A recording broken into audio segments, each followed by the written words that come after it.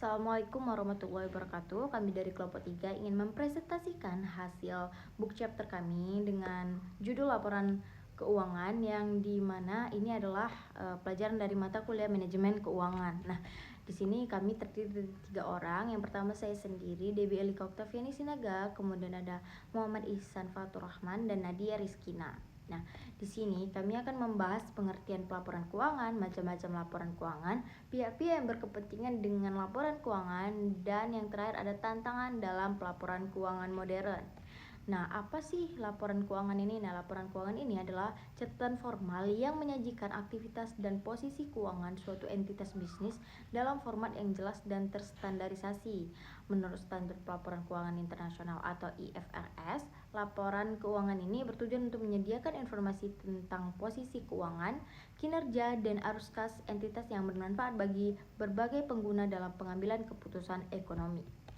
Nah, beberapa komponen utama laporan keuangan itu ada neraca, kemudian laporan laba rugi konferensif, laporan arus kas, laporan perubahan ekuitas, dan catatan atas laporan keuangan. Nah, di sini penjelasan yang lebih mendalam adalah neraca ini adalah gambaran statis dari kondisi keuangan perusahaan yang pada suatu titik waktu tertentu yang biasanya pada akhir periode akuntansi, misalnya 31 Desember. Nah, neraca ini menggambarkan 3 elemen, yaitu aset, liabilitas, dan ekuitas yang saling berhubungan melalui persamaan akuntansi dasar. Jadi, aset sama dengan liabilitas ditambah ekuitas. Kemudian analisis pasar dan targeta komponen neraca itu aset yang merujuk pada sumber daya yang dimiliki perusahaan yang memiliki nilai ekonomi dan diharapkan memberikan manfaat di masa depan. Aset dibagi menjadi 2, yaitu aset lancar dan aset tidak lancar. Aset lancar ini adalah aset yang dapat dikonversi menjadi kas atau digunakan dalam waktu 1 tahun seperti kas, piutang usaha, dan persediaan. Contohnya kas di bank atau stok barang dagangan. Kemudian aset tidak lancar itu memiliki umur ekonomis lebih dari 1 tahun, seperti properti, mesin, atau investasi jangka panjang, contohnya gedung, kantor, atau hak paten. Nah, liabilitas adalah kewajiban perusahaan kepada pihak eksternal yang harus dibayar di masa depan. Nah, liabilitas ini juga terbagi menjadi 2. Yang pertama liabilitas lancar dan liabilitas jangka panjang. Nah, liabilitas lancar ini kewajiban yang jatuh tempo dalam 1 tahun seperti utang dagang atau pinjaman jangka pendek. Contohnya tagihan kepada pemasok. Nah, kalau liabilitas jangka panjang itu kewajiban yang harus jatuh tempo lebih dari 1 tahun seperti obligasi atau pinjaman bank jangka panjang.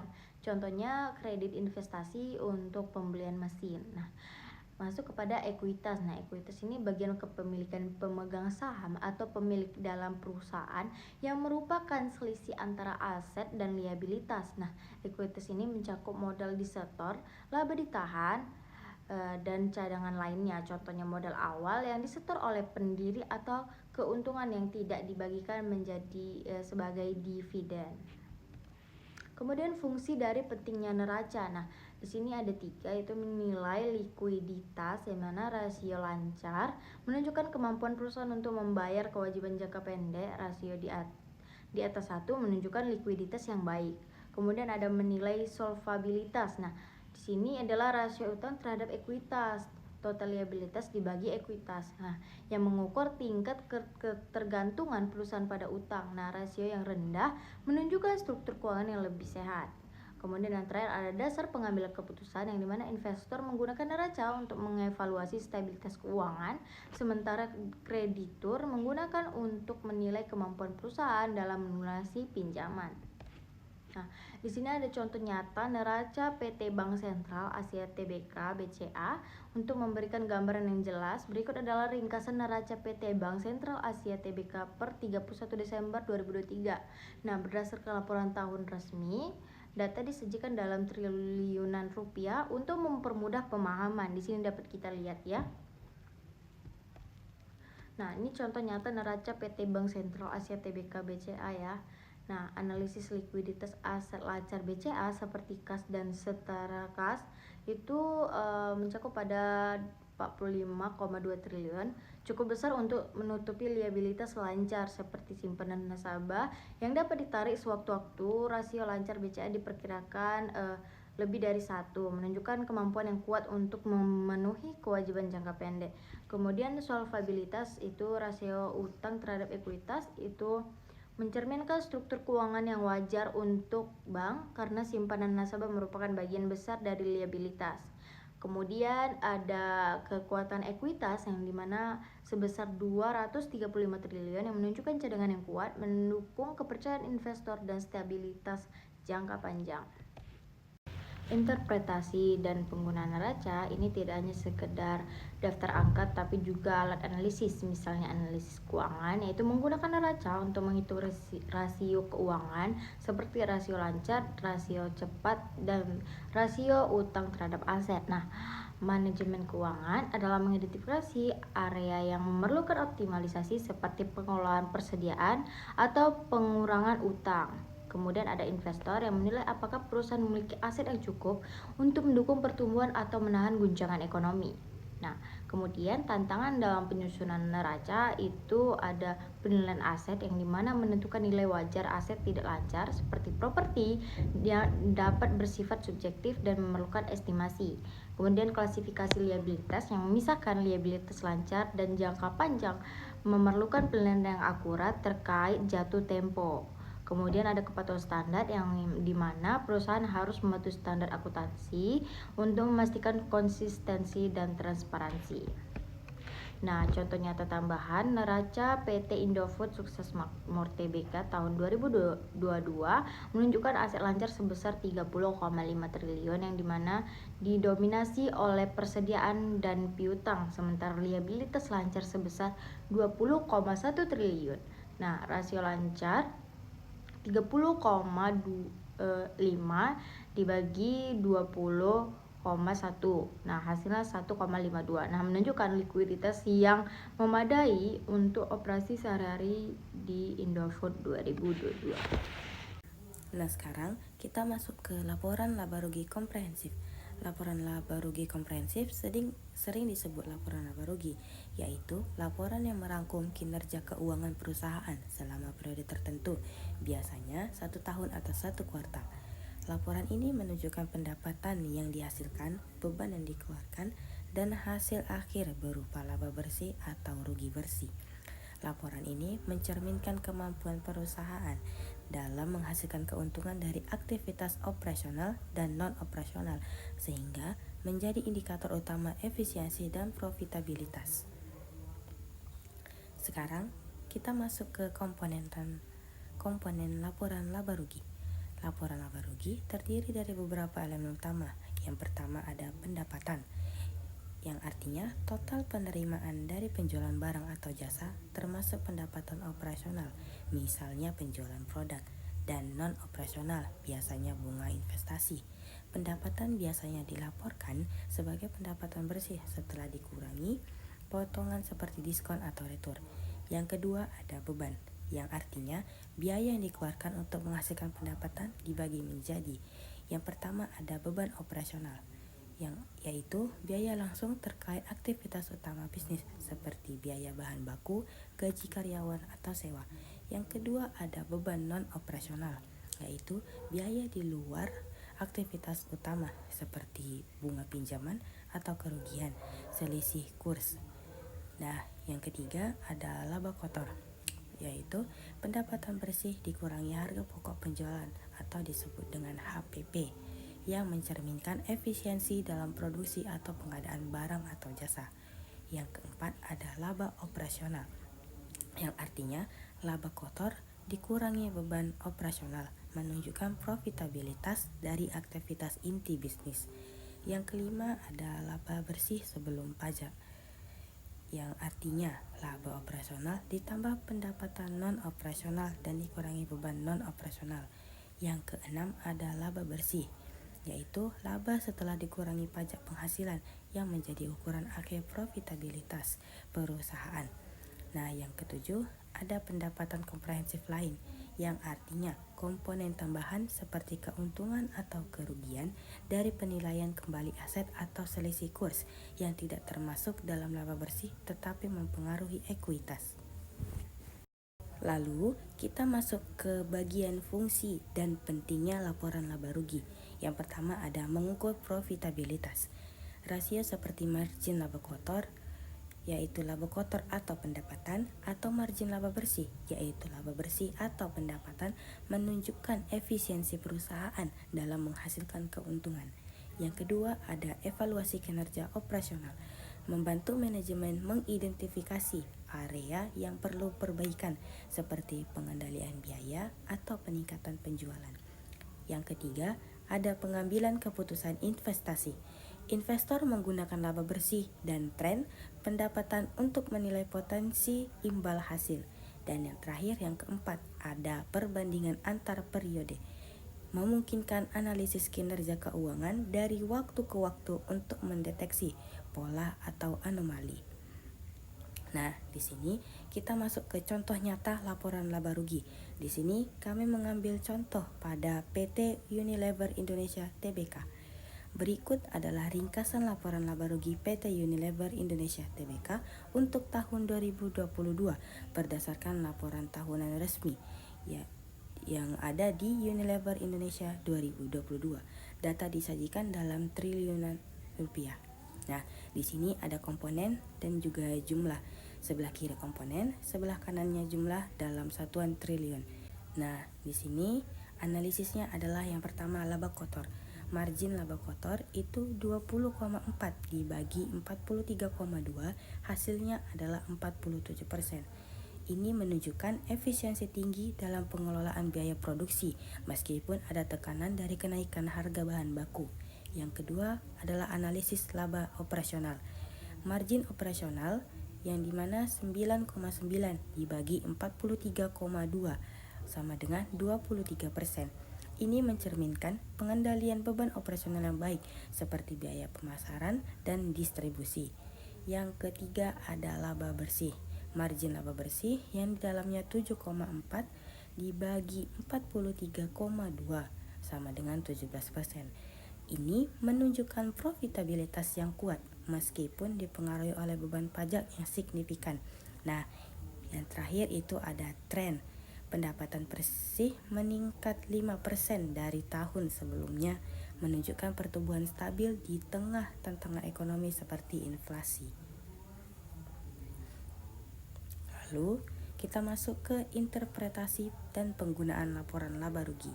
Laporan laba rugi digunakan untuk yang pertama ada analisis keuangan, yaitu menghitung rasio profitabilitas seperti return on sales atau return on equity untuk membandingkan kinerja perusahaan dengan pesaing. Yang kedua ada manajemen dengan cara mengidentifikasi komponen beban yang dapat dikurangi seperti biaya overhead atau strategi untuk meningkatkan pendapatan. Lalu ada investor yang dimana menilai konsistensi laba bersih dan potensi dividen berdasarkan laba ditahan.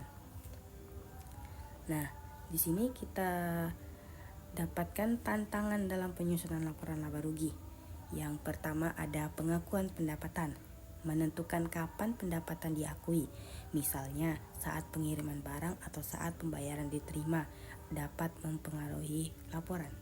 Yang kedua ada estimasi beban. Beban seperti penyusutan atau cadangan piutang tak tertagih memerlukan asumsi yang dapat mempengaruhi laba. Nah, yang terakhir ada kepatuhan standar. Perusahaan harus mematuhi standar seperti PSAK 23, yaitu pendapatan untuk memastikan konsistensi. Terdapat juga laporan arus kas. Laporan arus kas adalah laporan yang merinci aliran masuk dan keluar kas perusahaan selama periode tertentu, memberikan wawasan tentang bagaimana kas dihasilkan dan digunakan. Laporan ini penting untuk menilai likuiditas perusahaan, kemampuan untuk membiayai operasi, membayar hutang, atau mendanai investasi tanpa bergantung pada sumber eksternal. Beberapa dengan laporan laba rugi yang berbasis aktual, Laporan arus kas berfokus pada transaksi kas aktual sehingga memberikan gambaran nyata tentang posisi kas perusahaan.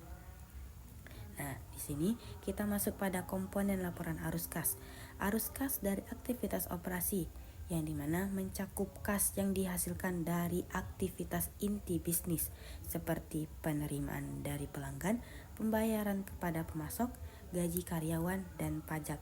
Contohnya adalah penerimaan dari penjualan produk atau pembayaran biaya operasional.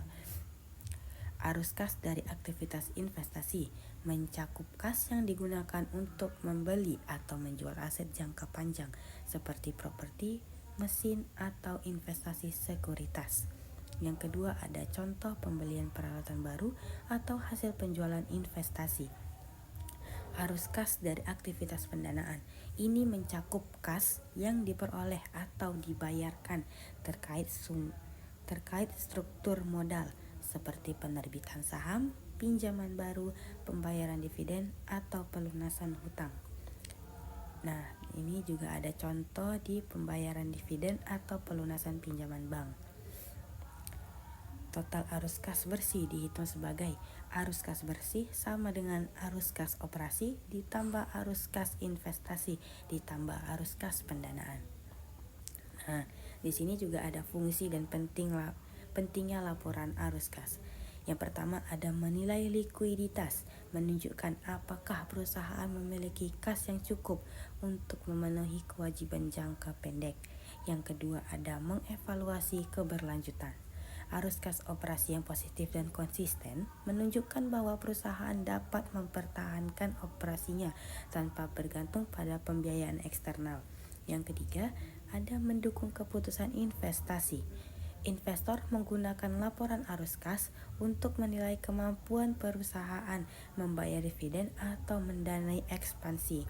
Nah, yang terakhir ada mendeteksi resiko keuangan.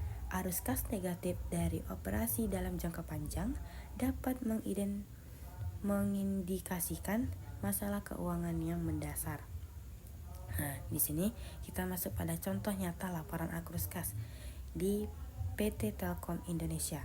Berikut adalah ringkasan laporan arus kas PT Telkom Indonesia untuk tahun 2023 berdasarkan laporan tahunan resmi pada Telkom Indonesia tahun 2023. Data disajikan dalam triliunan rupiah. Nah, di sini seperti yang contoh sebelumnya, komponen di sebelah kiri dan jumlah di sebelah kanan dalam satuan triliun. Di sini analisisnya adalah yang pertama, arus kas operasi. Arus kas operasi positif sebesar 77,3 triliun, menunjukkan kemampuan Telkom untuk menghasilkan kas yang kuat dari layanan telekomunikasi, mendukung keberlanjutan operasional. Yang kedua, arus kas investasi.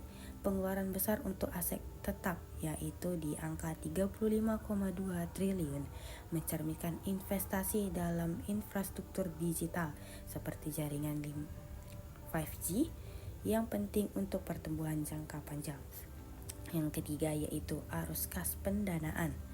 Pembayaran dividen di angka 20,5 triliun menunjukkan komitmen untuk memberikan imbal hasil kepada pemegang saham, sementara pelunasan pinjaman mengurangi beban utang. Yang terakhir ada likuiditas dan kenaikan kas bersih sebesar 13,4 triliun, yaitu meningkatkan saldo kas akhir menjadi 45,9 triliun, menunjukkan posisi likuiditas yang solid. Di sini juga ada interpretasi dan penggunaan laporan arus kas. Yang pertama ada manajemen, yaitu mengelola kebutuhan kas jangka pendek dan merencanakan investasi jangka panjang. Yang kedua investor, menilai kemampuan perusahaan untuk menghasilkan kas dan membayar dividen. Yang ketiga ada kreditur, yang dimana mengevaluasi kapasitas perusahaan untuk melunasi utang berdasarkan arus kas operasi. Nah, yang terakhir tantangan dalam penyusunan laporan arus kas. Yang pertama, klasifikasi transaksi dengan cara menentukan apakah suatu transaksi termasuk dalam operasi, investasi, atau pendanaan dapat memerlukan penilaian, terutama untuk transaksi kompleks. Yang kedua, metode penyusunan. Laporan arus kas dapat disusun menggunakan metode langsung, yaitu mencatat penerimaan atau pengeluaran kas, atau tidak langsung dengan cara menyesuaikan laba bersih dengan item non kas. Perusahaan harus konsisten dalam metode yang digunakan. Yang terakhir ada kepatuhan standar. Di Indonesia, laporan arus kas harus memenuhi PSAK 2, yaitu laporan arus kas. Nah, di sini juga ada contoh nyata tambahan. Laporan arus kas PT Indofood Sukses Makmur tahun 2022 menunjukkan arus kas operasi 15,8 triliun digunakan untuk investasi aset tetap di angka 5,2 triliun dan pembayaran dividen di angka 4,5 triliun. Saldo akhir meningkat, mencerminkan manajemen kas yang baik. Ekuitas. Laporan perubahan ekuitas adalah laporan yang mencatat semua perubahan dalam ekuitas pemilik atau pemegang saham selama periode tertentu. Ekuitas mencerminkan hak pemilik atas aset perusahaan setelah dikurangi liabilitas, dan laporan ini menjelaskan bagaimana ekuitas berubah akibat transaksi seperti laba bersih, pembayaran dividen, penerbitan saham baru, atau penyesuaian akuntansi. Laporan ini penting untuk memahami bagaimana keuntungan perusahaan dialokasikan dan bagaimana struktur pemilikan berubah. Komponen laporan perubahan ekuitas ada 5. 1. Modal disetor. 2. Laba ditahan. 3. Cadangan. 4. Pendapatan komprehensif lain. 5. Transaksi dengan pemilik. Fungsi dan pentingnya laporan perubahan ekuitas. Transparansi. 1. Transparansi kepemilikan menunjukkan bagaimana ekuitas berubah, memastikan akuntabilitas kepada pemegang saham. 2. Evaluasi kebijakan dividen, membantu investor memahami apakah laba digunakan untuk pertumbuhan atau ditahan atau dikembalikan kepada pemegang saham. 3. Analisis struktur modal, menunjukkan kontribusi modal baru atau pengurangan ekuitas akibat pembelian kembali saham. 4. Kepatuhan, memenuhi persyaratan standar akuntansi seperti PSAK 1, penyajian laporan keuangan. Contoh nyata, laporan perubahan ekuitas PT Astra International Tbk.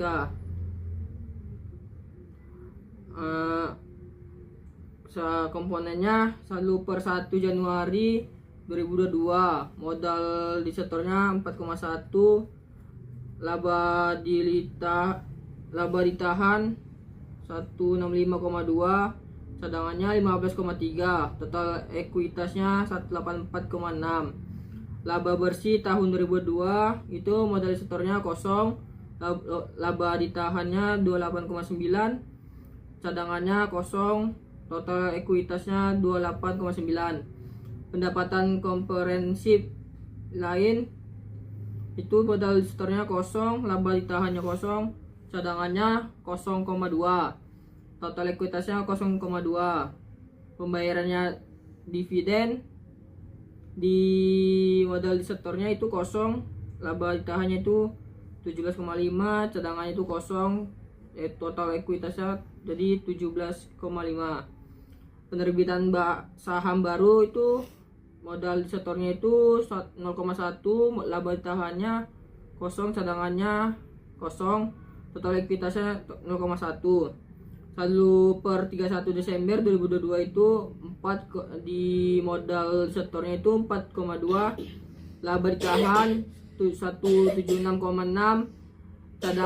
cadangannya 15,5, total ekuitasnya 196,3.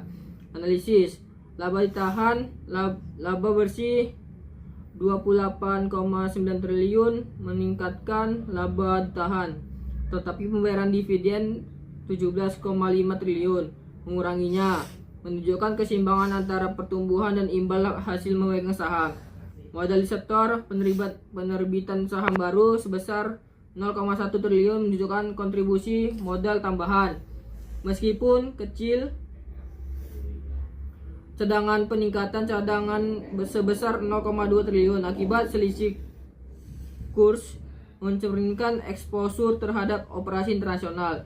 Total ekuitas, peningkatan ekuitas sebesar 11,7 triliun dari 184,6 triliun menjadi 196,3 triliun, menunjukkan pertumbuhan nilai kepemilikan pemegang saham. Interpretasi dan penggunaan laporan perubahan ekuitas. Laporan ini digunakan untuk investor menilai kebijakan video dan potensi pertumbuhan ekuitas. Manajemen merencanakan alokasi laba untuk reinvestasi atau distribusi kepada pemegang saham. Analisis keuangan menganalisis struktur modal dan dampak transaksi kepemilikan terhadap ekuitas. Tantangan dalam penyusunan laporan perubahan ekuitas. 1. Kompleksitas transaksi. Transaksi seperti pembelian kembali saham atau penyesuaian akuntansi dapat mempersulit penyusunan. 2. Pendapatan komprehensif lain. Item seperti selisih kurs atau revaluasi aset memerlukan estimasi yang akurat. Ketiga, konsistensi. Perusahaan harus memastikan laporan ini selaras dengan laporan keuangan lainnya. Di sini kita masuk pada catatan atas laporan keuangan. Catatan atas laporan keuangan adalah bagian integral dari laporan keuangan yang menyediakan informasi tambahan, penjelasan rinci, dan konteks untuk angka-angka yang disajikan dalam neraca, laporan laba rugi, laporan arus kas, dan laporan perubahan ekuitas. Catatan ini berfungsi untuk meningkatkan transparansi, memastikan pemahaman yang lebih mendalam tentang kebijakan akuntansi pendanaan. Akuntansi pendanaan pada perusahaan, asumsi yang digunakan, serta risiko keuangan yang dihadapi. Catatan ini seringkali menjadi sumber utama bagi analisis keuangan, auditor, dan pemangku kepentingan lainnya untuk mengevaluasi kualitas laporan keuangan dan potensi risiko yang tidak terlihat dari laporan utama. Di sini juga ada komponen catatan atas laporan keuangan. Yang pertama, kebijakan akuntansi, rincian komponen laporan keuangan, asumsi dan estimasi, resiko keuangan, kewajiban kontingensi, transaksi dengan pihak berelasi, peristiwa setelah tanggal neraca, yang terakhir pengungkapan kepatuhan. Selanjutnya ada fungsi dan pentingnya catatan atas laporan keuangan. Yang pertama, meningkatkan transparansi. Yang kedua, mendukung analisis mendalam. Yang ketiga, memenuhi kepatuhan regulasi. Yang keempat, mengurangi ambiguitas. Dan yang kelima, mengelola ekspektasi pemangku kepentingan. Di sini kita masuk ke contoh nyata catatan atas laporan keuangan yang ada pada PT Unilever Indonesia. Berikut ada ringkasan beberapa elemen dari catatan atas laporan keuangan PT Unilever Indonesia untuk tahun 2022 berdasarkan laporan tahunan resmi Unilever Indonesia tahun 2022.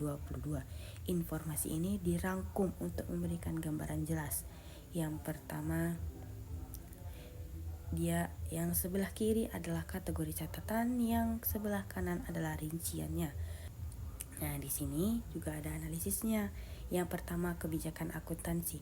Penggunaan metode garis lurus untuk penyusutan dan rata-rata tertimbang untuk persediaan menunjukkan pendekatan konservatif yang konsisten dengan praktik industri FMCG. Yang kedua, resiko keuangan. Pengungkapan resiko harga bahan baku mencerminkan tantangan eksternal seperti inflasi, sementara cadangan piutang tak tertagih menunjukkan manajemen risiko kredit yang prudent. Yang ketiga ada transaksi pihak berelasi, pembelian bahan baku dan royalti yang signifikan menunjukkan ketergantungan pada entitas Unilever Global yang dapat mempengaruhi profitabilitas jika biaya meningkat. Yang keempat ada kewajiban kontingensi, yaitu tuntutan hukum dan jaminan yang diungkapkan memberikan peringatan kepada investor tentang potensi kewajiban meskipun nilainya relatif kecil dibandingkan total aset.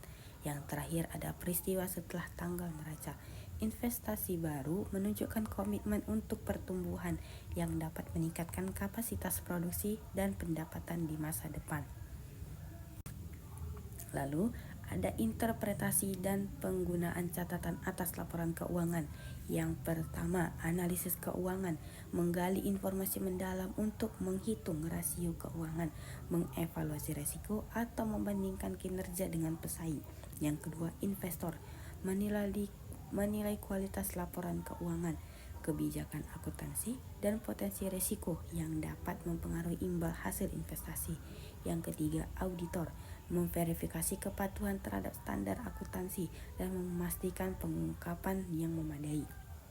Yang terakhir, manajemen, mengkomunikasikan strategi, risiko, dan rencana masa depan kepada pemangku kepentingan. Kita masuk kepada tantangan dalam penyusunan catatan atas laporan keuangan. Nah, di sini ada kompleksitas informasi, yaitu menyusun catatan yang jelas dan ringkas untuk item teknis seperti derivatif keuangan atau pajak tangguhan yang dapat menjadi tantangan. Kemudian estimasi dan subjektivitas, yang dimana asumsi seperti nilai wajar aset atau probabilitas kewajiban kontingensi memerlukan penilaian profesional yang dapat diperdebatkan. Kemudian kepatuhan standar, yang dimana perusahaan harus mematuhi standar seperti PSAK 1 yang mensyaratkan mengungkapkan yang lengkap dan relevan tanpa membebani pengguna dengan informasi berlebihan. Yang terakhir ada bahasa dan aksesibilitas, yang menyampaikan informasi teknis dalam bahasa yang mudah dipahami oleh pemangku kepentingan non-akuntansi.